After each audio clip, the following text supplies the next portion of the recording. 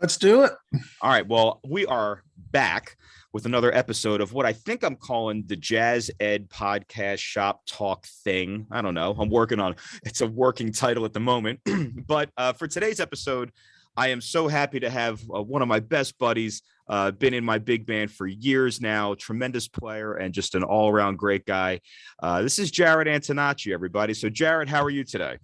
I'm doing well, Earl. It's good to see you. You as well, man. And I have Jared on today, and I see you're wearing a very interesting article of clothing there on that shirt. And that's something that we're definitely going to talk about today. Jared comes to us from the Philadelphia Musicians Union, and we have a history long before that. But I guess before we get into your earlier side, Jared, can you tell the people what your role is with the Philadelphia Musicians Union? Sure. My current role is secretary treasurer. That's the official elected role. But there's also several additional components to that job that I didn't realize were a part of it. Isn't that always the case, right? Involved. Right. Yeah, right. That's it. Well, I do want to get into, your role and how you're helping musicians in the area through union work. But why don't we talk about maybe like where you grew up, where you went to school and kind of how you got to the point where you're at right now. So why don't you tell us a little bit about young Jared? Oh, man. Well, I grew up in the Lehigh Valley. I'm originally from Bethlehem. Liberty High, note the blanket on the back. Go Canes. Go Canes. Anyway, yeah. I started playing like all of us, when I was in fourth grade. Came up through the public school system, the Lehigh Valley, and ended up, moving to Philadelphia to go to the University of the Arts in 2005, and went there. It was, pretty much the same folks that were there when you were there. Billy Z and Lars Hall and all those kind of guys. Evan Solot, anyway, Richie. So, studied there, started my professional career, probably sophomore year. Went to as many master classes and, studied with as many folks as I could, even outside of school. Just tried to do as much as I could to immerse myself in all different kinds of, genres and styles, and never tried to really relegate myself into, one specific box. So because of that, I've been fortunate enough to, have played with everyone from the Jazz Orchestra of Philadelphia to the Philadelphia Orchestra. So it's been kind of a fun ride these past, 16 years now I've been down here. Well, something I'd like to jump on with what you just said, just in regards to your schooling anyway, because, you and I both teach at the collegiate level. I'm in the public school system, so we're around students of an age of like 15 to 20. And the whole concept of going beyond what the curriculum offers you is such an important thing. As soon as you said that, it really struck a nerve with me. But how important that is. It's not necessarily everything that you get during the school day, I'm sure, is great. But there's so much more that you yourself have to go after. Could you kind of riff on that for a sec? I think that's a brilliant point. Yeah, it's interesting when you first go to college, in that sort of very awkward transition period from, senior year, maybe junior year going into senior year. You're thinking about auditions, you're thinking about the pressures that, all students face from all facets of life. And then you get to college and, you realize that it's a lot more than just the classes. It's a lot more than just, private instruction. It's the network, it's the community that you build out. And, in my view, on going to college, going to study, professionally music, is that you don't necessarily need a degree to play the trombone, for example. And you don't necessarily go to school just to learn how to play your instrument or learn how to compose or learn how to sing. You go to meet people. You go to build a bridge. After the University of the Arts, I got my I got my master's from Temple, and Temple was the same thing. Going there, meeting folks, having already been a little bit immersed in the scene, and understanding the importance of building a network, and trying to widen the scope and widen the influence of people that you surround yourself with. Somebody who was one coming up when I was younger. Somebody used to say to me, envision what you want to do, and then surround yourself with folks that do that. And that oftentimes involves, reaching out beyond the realms of the institution. It's brilliant, man. I mean, we say the exact same things. This is therapeutic to hear. This is a great message. Why don't we parlay that statement into what makes up your professional career? Because in the music world, as most of us know, we wear many different hats, no pun intended, because you got yours on right now. But there are so many things that we do to make a living and to, earn income. So let's talk about you. What are the different roles that you have as a quote unquote professional musician? Sure. So, it's that question is funny because there's sort of like a part A and then a part B. Mm-hmm. The part A is my life as a professional musician before I was a union official, and my life as a professional musician now. Yeah. Which, is to say, prior to my current role, I was teaching adjunct at 5 schools at the same time. Temple, University of the Arts, Rutgers, Camden County College, and the Philadelphia Community College. And not just like a student here and a student there. It was like theory and, musicianship and ensembles and all the while, juggling, a sort of weekend wedding band kind of vibe, and, subbing with a lot of the organizations in town, Philly Pops. I'm a member of the jazz orchestra of Philadelphia under Terrell Stafford. So doing those kind of engagements coupled with all the freelancing kind of things that come along, the random Tuesday afternoon recording sessions, you've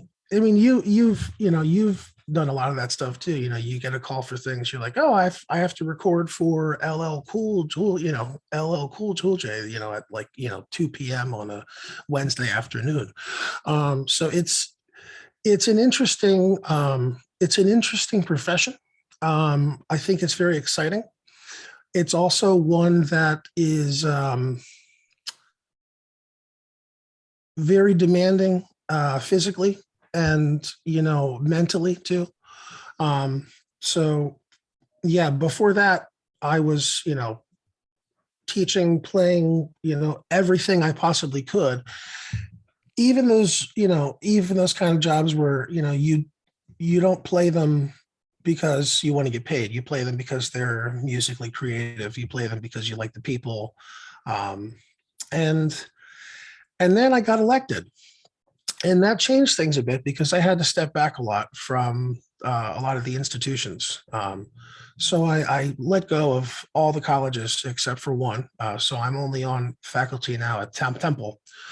And that was kind of hard because, I spent so much of my life, particularly from, 20 to 30, trying to, build a network and build a name for myself and a reputation and all those sorts of things.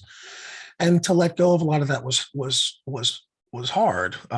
But letting it go for a sort of lateral move and stepping into a little bit more of an administrative role and leadership role in terms of, organizing and helping, colleagues that I've played gigs with my whole life take control and take power in their workplace. And, I still work a fair amount, but now mostly all of the jobs that I do, are under a union contract.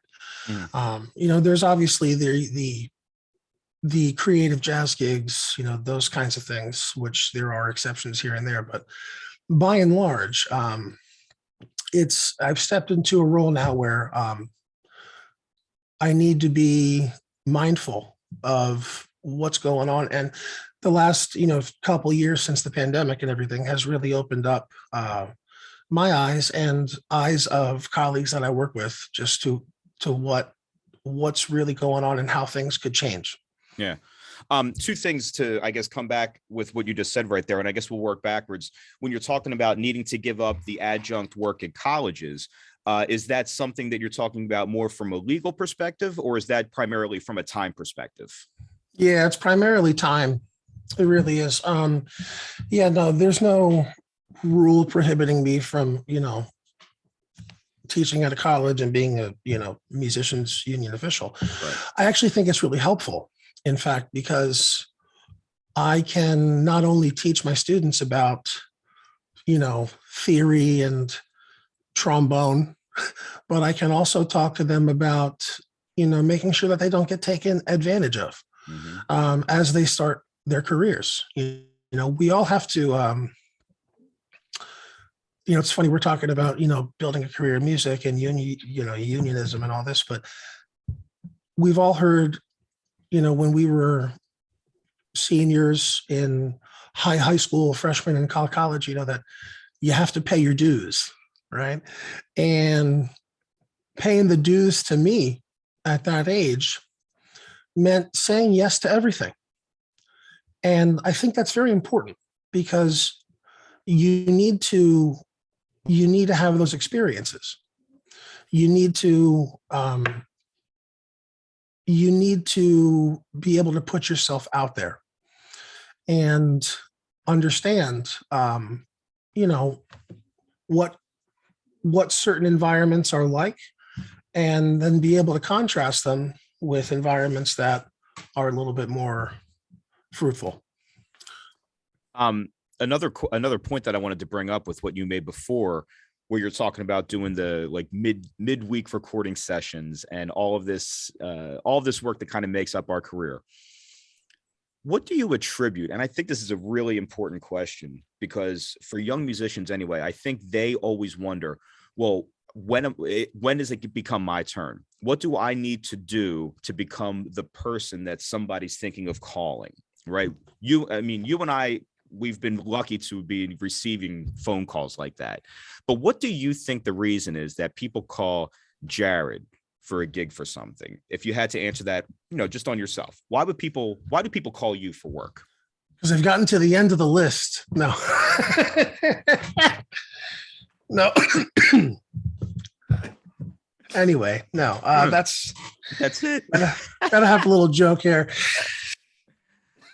No, I think that going back to what I was talking about in terms of building a network, building a community, part of what that is understanding right from the beginning that the teachers you have, the middle school, high school band directors, the college, the college adjunct instructors, the theory professors, deans, secretaries, everyone you come into contact with might be somebody that calls you one day. And for me, it took someone pointing it out to me early on that your professional life starts like now. Mm. And, when you're a senior, when you're going into college, you've got to talking about surrounding yourself with folks that do what you do and trying to work towards that goal. Part of what that is also understanding that you need to be professional. And, when I first started at the University of the Arts, Facebook was still like you had to have a college account to be able to even sign up for it. It was like real small. And so, Instagram and all that stuff, it didn't exist. And there's it's a whole different world now, 15 years, 16 years ago. And just understanding that the content you put online, whether it's a picture of you or a recording of you playing or singing, is out there. And I think that young professionals need to understand that they're building a reputation immediately. And what comes along with that is being able to, play your instrument. Like when I get called for a job, there is no question from the contractor of my technical ability to play whatever is going to be there. That's part of what is just assumed. And that's a very small portion of why folks get called. Do you show up on time? Are you dressed appropriately?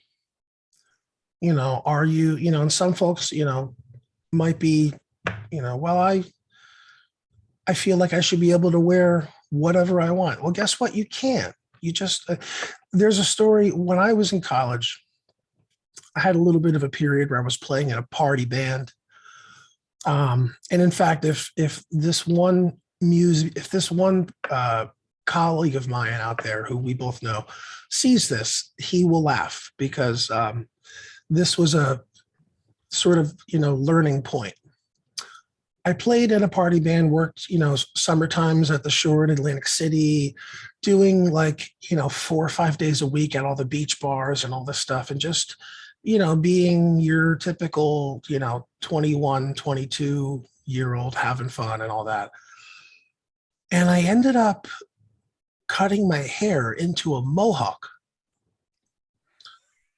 Honest to God. And I had a mohawk for a while. And yeah. And this professional colleague, very well respected and plays everywhere in town, said to me, "Hey man, I just want to let you know that I referred your name to a contractor." And the contractor said to me, "Oh, is that the guy with the mohawk?" Yeah, I can't use him. Wow. And he said that to me. And he said, "So listen, I'm not telling you what to do. I'm just telling you what happened." And it was like, obviously that's a very specific, kind of young person's, it's real mohawk and all this stuff, but it's very real, know. And honest to God, I shaved the mohawk and, sort of, and eventually I found out who that contractor was, and it took a year and a half. And then I ended up being the first call person when that contractor, needed a substitute. Right. So it's, it's the impression. It's being responsible. It's showing up on time. It's being prepared. If you get called to sub for a show and you're given the book ahead of time and you're given like the first time I ever subbed at the Walnut Street Theater, it was Wizard of Oz.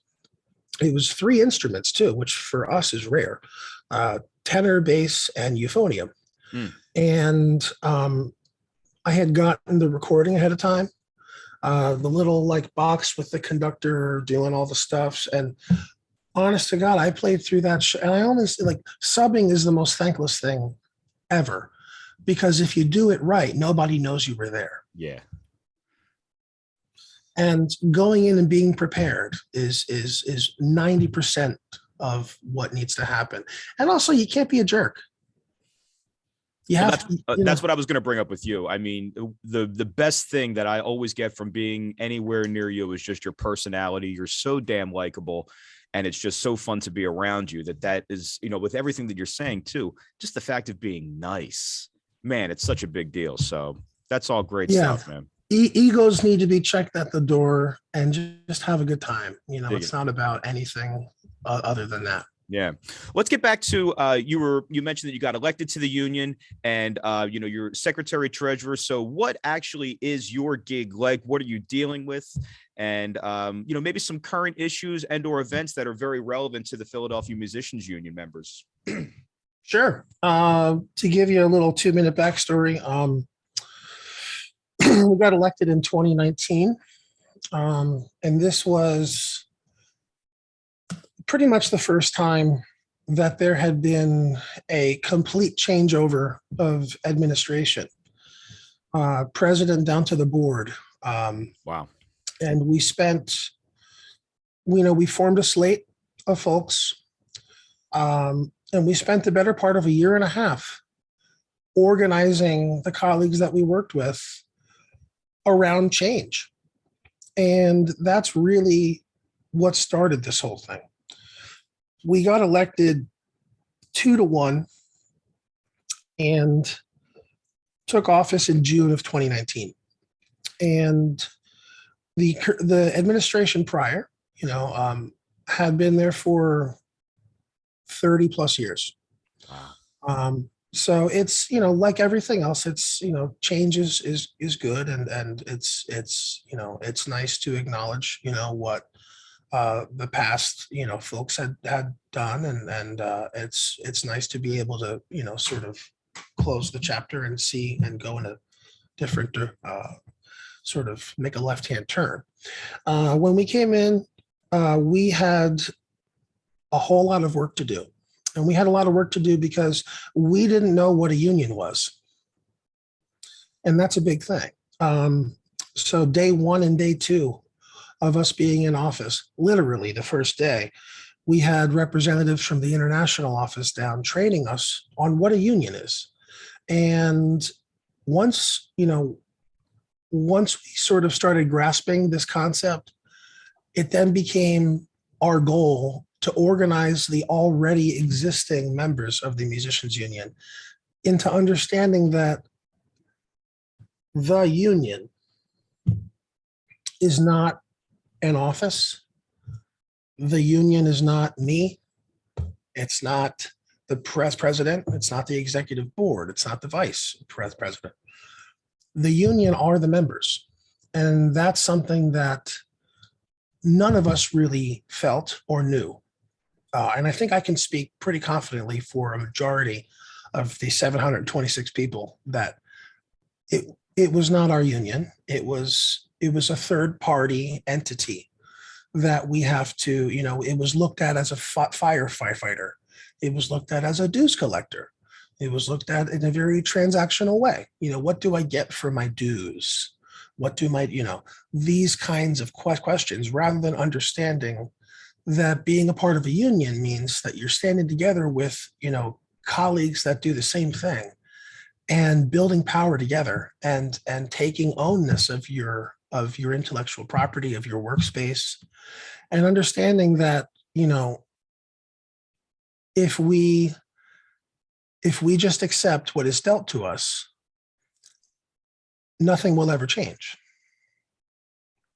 And these are, some of these situations are, good, but every chance we can in a union, we have to practice democracy.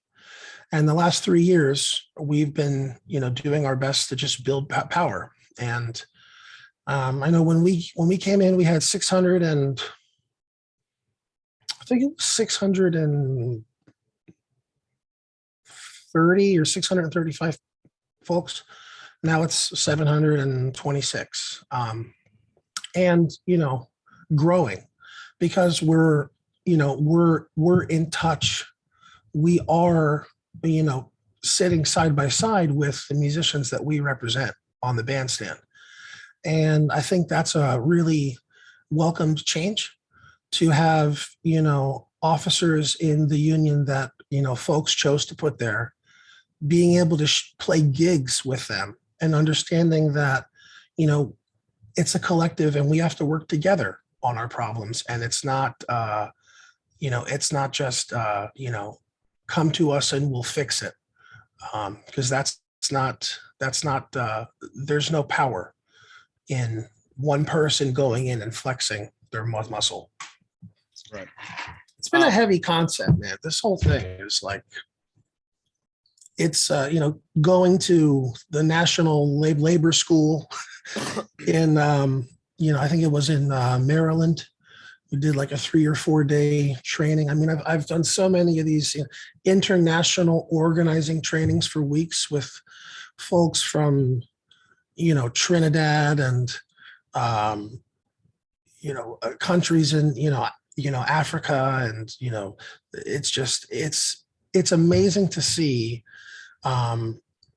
what can be done when we actually work together.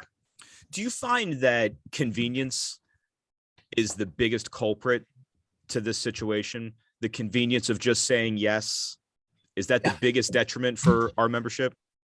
Well, I think we get comfortable. We get comfortable with things. And when you get comfortable with things, sometimes you lose sight of what might actually be like right there that, is kind of very important. And, it's, somebody might say, sure, I'll play this, club date for $20 because it's creative and it's fun. And that's great. But then the pandemic hit. And now it's all different. Now you don't just play a club date. It's a recording session.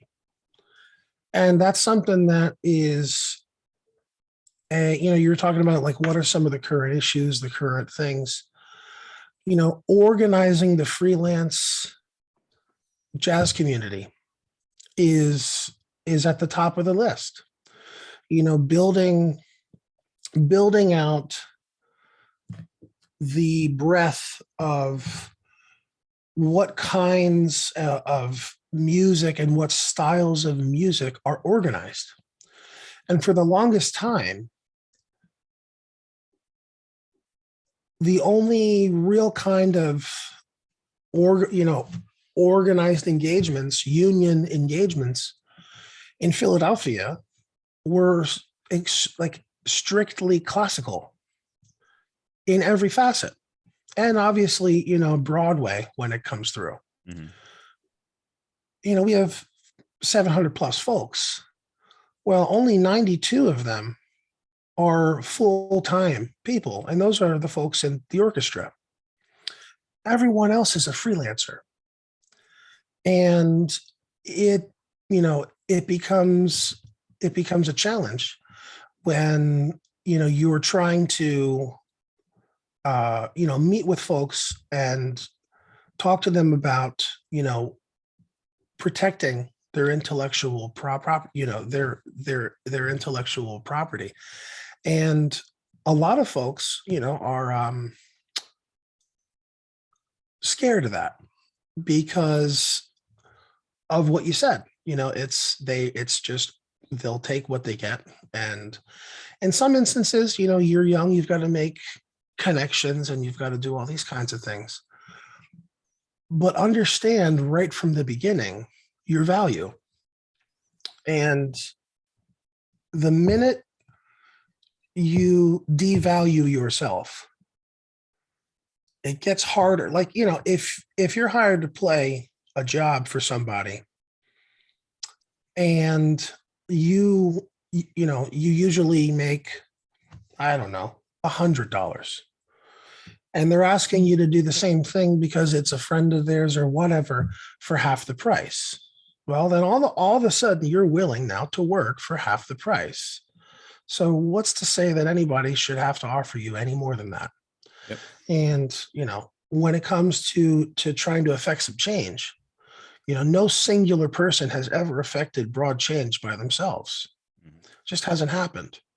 When workers stand together and, talk about, issues that are widely and deeply felt, that's when, when folks move together, that's when we actually can affect some change. We just got done with negotiations with the Walnut Street Theater, the Walnut Street Theater. That's literally the oldest theater in America. And for the first time, the musicians had just ratified the contract, and it's all done. There is now a preferred list of roster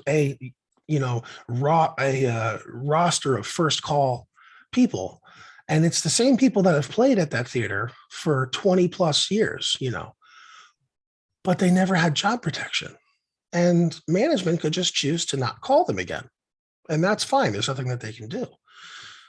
But they stood together, and they pushed and they pushed, and this contract is now done, and those musicians are in the contract.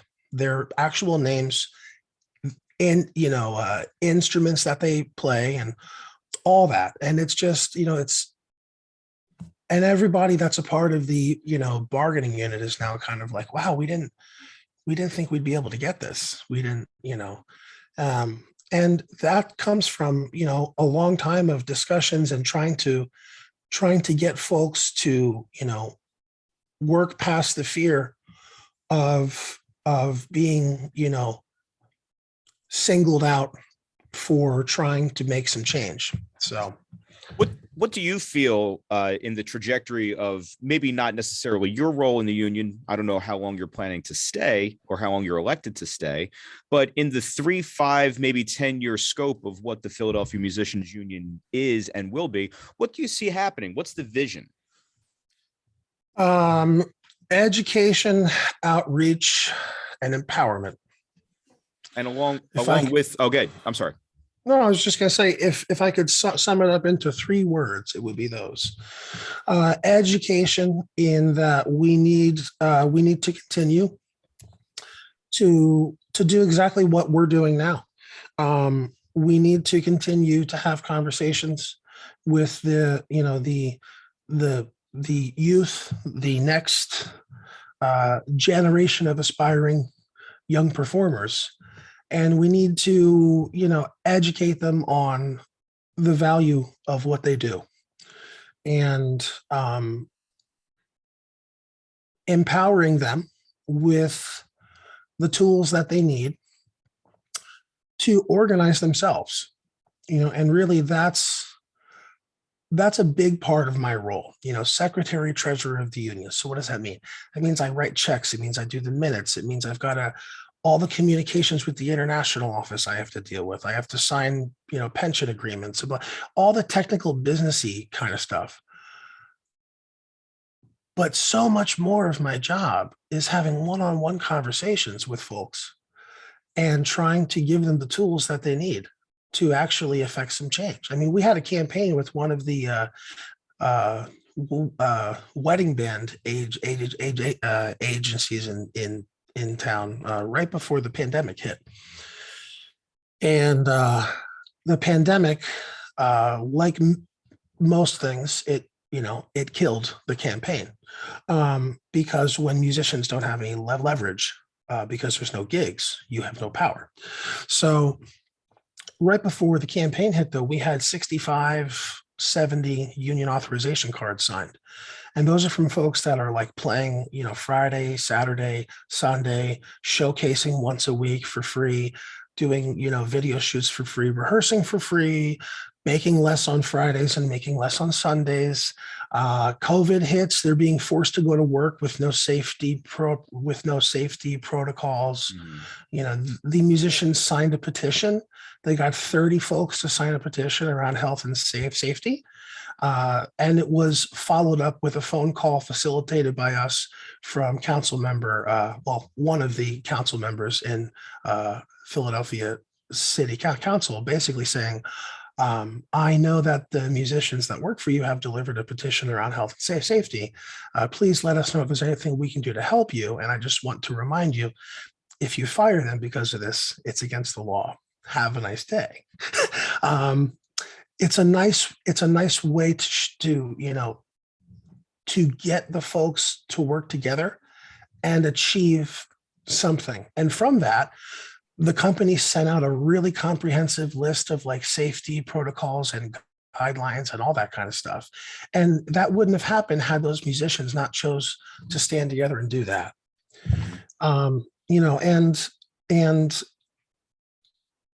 It's 3, 5, 10 years. What's the state of the union going to be? I think it depends on where the members of the union want it to go. And I think that, while we're in office, it's a 3-year term. Actually, we're coming up, what's today, March? Next month is the nominations meeting for the next term. So I don't even know if I'll be here after that, but I do know that while I am here, I'm going to do everything I can to continue to use the knowledge that I've been given over the last few years to try to empower folks to change, to change their work environments, to get what they want, to understand the value of what it is that they do, and to not let them be taken advantage of. It's hard to do that without seeming like somebody who's going to go in and fight the fire, because that's not really the role. The role is to teach you how to fight the fire. Yeah. Awesome, man. Well, this is just wonderful information that we can pass on to our memberships, to our colleagues. Jared, thank you so much for stopping by and dropping the wisdom, man. Thanks, Earl. All right, brother. Looking forward to seeing you on Monday. And you got it, man. Talk soon, brother. Peace. See you, buddy. Bye-bye.